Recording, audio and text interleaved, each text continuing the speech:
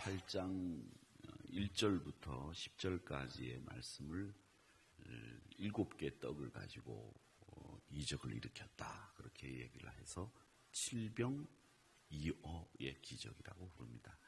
마가복음 6장에 보면 5개 떡을 가지고 이적을 일으킨 것을 5병2어라고 하죠. 그래서 5병2어의 기적이 예수님이 무리들을 먹이신 이걸 급식 이적이라고 합니다. 음식을 준 이적. 그래서 좀 약간 여러분들에겐 생소하게 들리실 텐데, 급식이라고 하면 학교에서 우리가 점심시간에 받아 먹는 걸 급식이라고 하지 않습니까? 근데 성경학자들은 이 이적을 급식 이적 이렇게 부릅니다. 이상하시지 않았어요? 전 이상했는데 급식 이적이라고 합니다. 근데 그 급식 이적 중에서 오늘 말씀은 7병2어의 기적을 가지고 말씀하시는 건데, 마가복음 6장에서 이미 5병2어의 기적을 쓰셨단 말이죠. 마가가 쓰셨는데 8장에 와서 또 이 7병2어의 기적을 쓰시는 이유가 뭘까? 이걸 우리가 한번 생각해 볼 필요가 있습니다. 바울 사도도 그랬고 복음서 기자들이 한결같이 한 말은, 예수님이 한 행적은 얼마나 많은지 이 땅에 있는 글로 다 표현할 수가 없다, 이렇게 말씀하셨는데, 비슷한 사건이라면 마가의 판단으로 볼 때 마가가 현명하니까 비슷한 사건이라면 하나의 사건은 빼고 다른 더 많은 사건들을 기록할 수 있었을 텐데 왜 비슷한 사건을 6장에도 쓰고 8장에도 썼을까라고 하는 이야기입니다. 그 8장에도 이 7병2어의 기적을 쓴 이유가 있겠지 하고 이제 성경학자들이 연구를 해 본 겁니다. 그랬더니 어떤 이유가 있을까 이렇게 봤더니 오늘 말씀의 시작부터가 좀 몇 가지 흥미로운 것이 있습니다. 이게 뭐냐면 시작이 그 무렵이라고 시작을 합니다. 그 무렵. 시간적으로 그 무렵이라고 하는 이 단어를 보면 언제쯤인 거예요? 우리가 새벽기도 시작할 무렵인가요? 그 무렵. 여러분들이 지금 제가 질문한 걸 가지고 얼굴 표정이 보면 난해한 표정을 지금 짓고 계신데, 난해한 게 맞아요. 왜 그러냐면 그 무렵이라고 하는 말 자체가 언제인지 정확하게 표현하지 않은 말씀입니다. 그러니까 시간적으로 언제인지를 모르게 말한 거지 그 무렵이라고 하는 단어입니다. 그러니까 그 무렵이라고 하는 거는 우리가 미리 말한 시간이 있거나 아니면 우리가 특이할 만한 그 기억할 수 있는 사건이 있을 때에 그 무렵이라고 합니다. 제가 예전에 총각 때 뭐 이런 일을 했었습니다. 그 무렵에는 말이죠. 제가 이렇게 얘기를 하면 목사님이 장가 가기 전에 뭐 이런 일이 있었구나, 결혼하기 전에 이런 일이 있었구나, 청년 때 이런 일이 있었구나, 뭐 이렇게 생각해 볼 수 있잖아요. 그러면 그때 그 무렵이라고 하는 말을 들었을 때는 미리 이야기한 사건이나 시간을 이야기하는 거잖아요. 그렇죠? 아니에요? 네. 그렇습니다.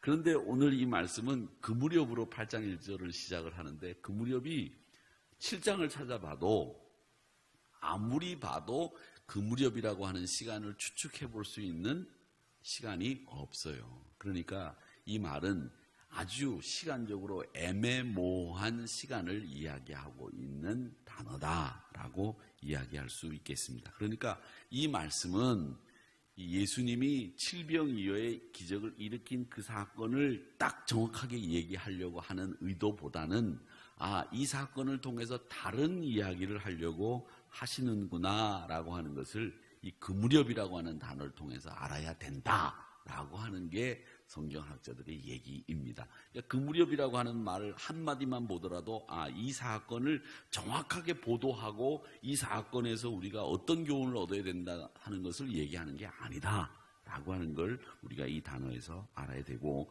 또 하나는 다시 이 5병2어의 기적과 함께 장소는 어디냐면 광야입니다. 그리고 사람들이 많이 모여 있는데, 비슷한 사람들이 모여 있는데 이 비슷한 사람과는 조금 다른 사람들이 있다고 하는 것을 알 수 있는데, 이 말씀 8장의 말씀에 보면 3절에 멀리서 온 사람들도 있느니라 이렇게 되어 있습니다. 멀리서 온 사람이 있었다라고 하는 말은, 이 말은 뭐냐면, 여러분, 멀리서 온 사람들은 누구예요? 외국인들이죠. 그렇죠? 외국인들입니다. 그래서 여기에는 멀리서 온 사람들이라고 하는 말 속에는 이방인들도 포함이 되어서 많은 무리들이 예수님의 말씀을 듣고 있었다라고 하는 것을 알 수 있습니다. 그리고 이제 이 말씀을 보면 이방인들이 어떤 사람들이냐 하면 7장에 어저께 저희가 우리 같이 살펴본 말씀에 보면 수로보니게 여인, 시리아 페니키아 여인이 자기 딸을 고쳤다라고 하는 이야기가 있죠. 그럼 이 수리아 페니키아 여인은 유대 여자는 아니죠.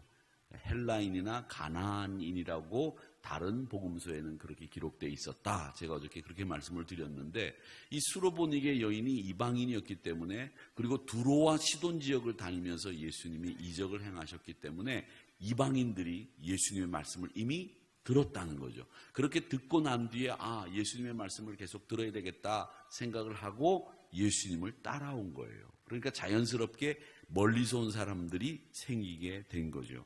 그래서 이 이방인들이 있구나라고 하는 것을 알 수 있고, 나중에 보면 8절에 보면 광주리라고 하는 말이 나옵니다. 7 광주리라고 하는 말이 나오는데, 이 광주리에 해당되는 성경 원어는 어떤 단어냐면 스피리스라고 하는 단어가 나와요. 스피리스.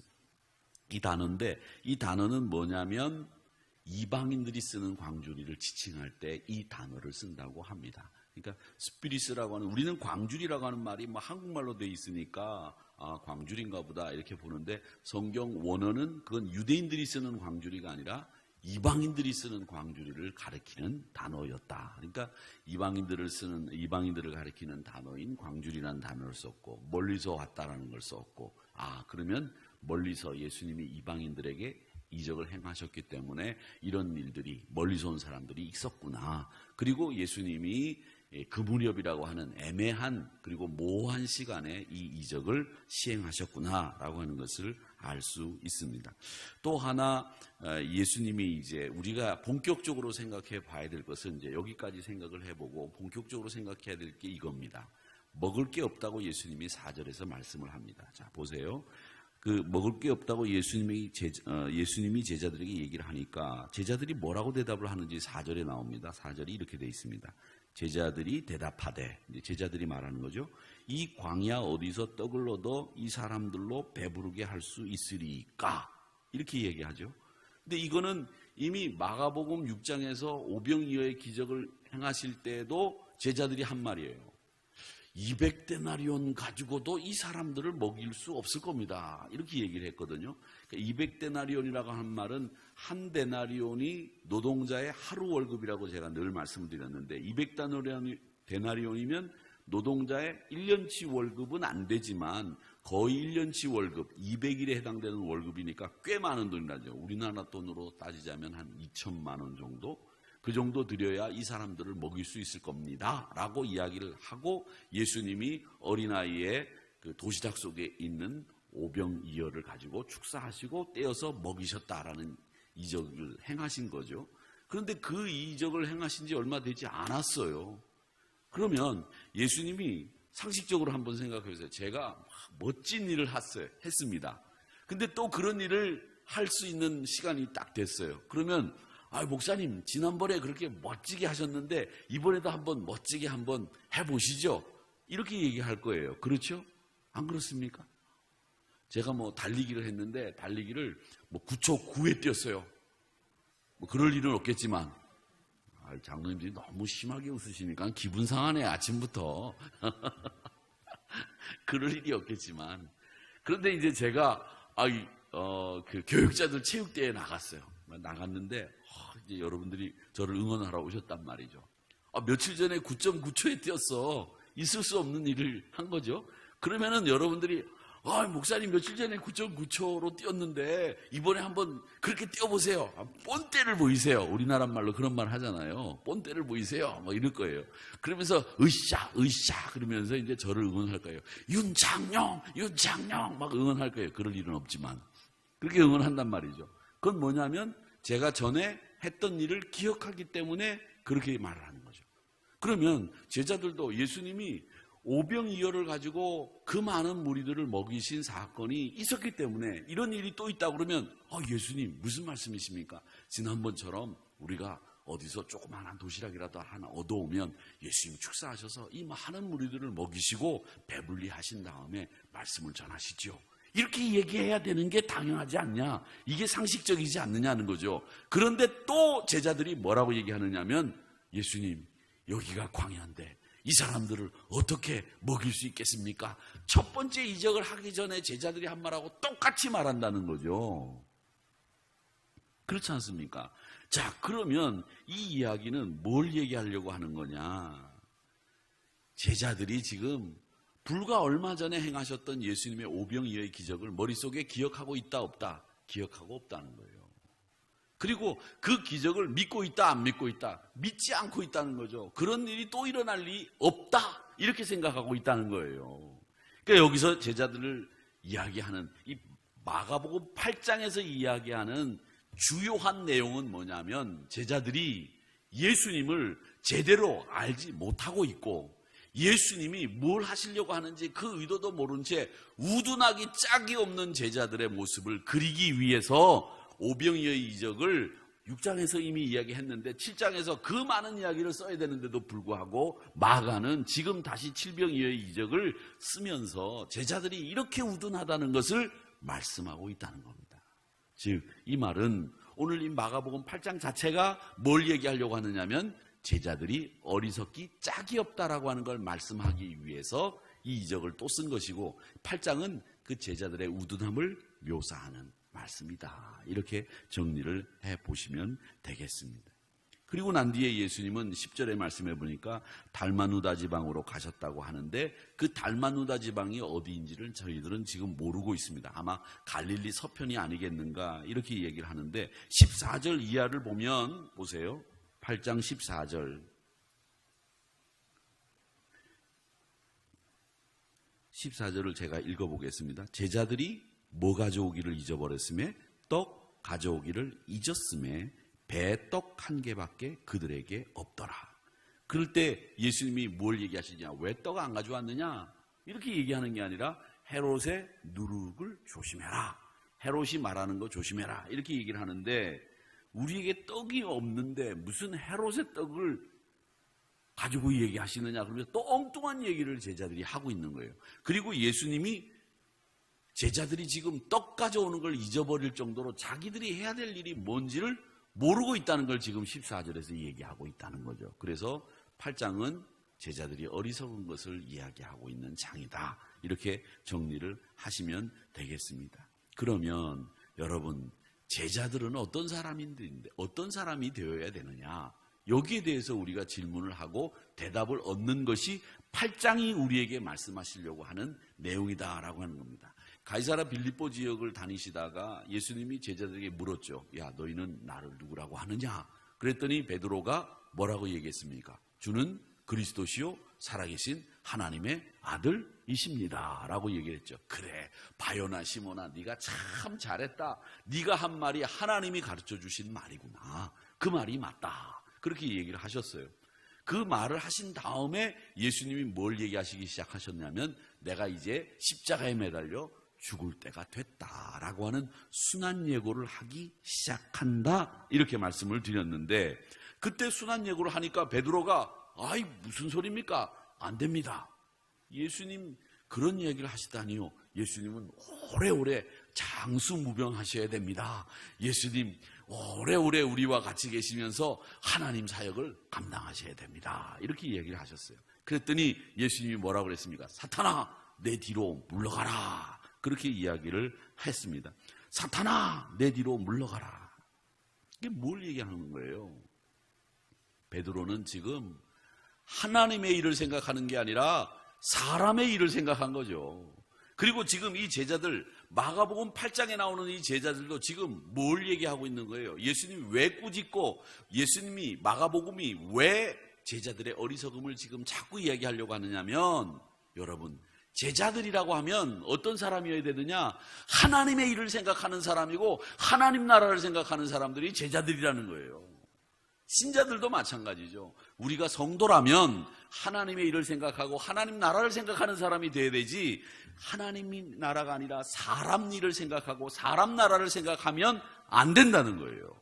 그걸 지금 말씀하시기 위해서 제자들의 우둔함을 드러내는 것이고, 또 예수님은 사탄아 내 뒤로 물러가라고 베드로에게 말씀하시는 거예요. 사탄아 내 뒤로 물러가라 그러니까 우스갯소리가 하나 생각이 나는데, 어느 목사님이 할까요 말까요? 하라 그러시겠죠. 하라고 하는 대답이 나오길 바라고 물어본 거죠. 네, 어떤 목사님이 이제 생활이 좀 어려워졌어요. 이제 교회도 건축하고 뭐 이제 교회에 돈 쓸 일도 많으니까 사모님한테 여보 당분간 우리 외식하고 옷 사는 거 이런 거를 좀 절제하고 하지 맙시다. 이제 옷도 사지 말고 당분간은 그럽시다. 근데 그 말 끝나기 무섭게 그날 저녁에 사모님이 백화점에 가서 옷을 한 벌 사가지고 오신 거예요. 그래서 목사님한테 옷을 입어보면서 여보 이 옷 얼마나 좋아요. 아니 당신 철이 있는 거야 없는 거야 정신이 있어 없어. 내가 어제 옷 사지 말고 우리 외식도 자제하자고 그렇게 얘기했는데 그래 금방 오늘 내가 가서 백화점에 가서 옷을 사가 입고 오니 이거 어떻게 하면 좋아. 그렇게 옷을 사고 싶었어. 그러니까 지나가다 보니까 너무 옷이 이뻐가지고 자기도 모르게 들어가서 옷을 한번 보자고 그래서 입었다는 거예요. 그러면은 그런 유혹이 있을 때는 사탄아 내 뒤로 물러가라 그렇게 얘기를 해야지 왜 그걸 입고 그렇게 사가지고 왔어. 그랬더니 저도 그랬어요 여보. 사탄아 내 뒤로 물러가라 그렇게 얘기를 했는데 그 옷을 입고 나니까 사탄이 뒤에서 하는 소리가 사모님 뒤에서 봐도 이뻐요 그렇게 얘기하더래요. 그래서 샀다는 거예요. 그 얘기예요. 웃기세요? 그럼 다행이다. 여러분 베드로에게 사탄아 내 뒤로 물러가라 그렇게 얘기하신 이유는 뭐냐? 그 이유는 하나님의 일을 생각하지 않는 베드로를 꾸짖으신 거예요. 그리고 마가복음 8장도 하나님의 일을 생각하지 않는 제자들을 지금 꾸짖고 있는 그것 때문에 오병이어의 이적을 쓰셨는데 또 칠병이어의 이적을 쓰시는 거죠. 그러니까 우리가 오늘 이 말씀을 통해서 다시 한번 깨닫는 거, 그건 뭐냐? 우리 성도들로 이 시대에 사는 하나님의 자녀로, 주님의 제자로 하나님의 일을 생각하고 하나님의 나라를 생각하는 것이 우리에게 마땅한 일이지 사람의 일을 생각하는 것은 아니다. 이것을 다시 한번 이 말씀을 통해서 배웁니다. 여러분 오늘도 하나님 나라, 하나님의 일을 생각하시면서 승리하시는 저와 여러분이 되시기를 주님의 이름으로 축원합니다. 아버지 하나님 감사합니다.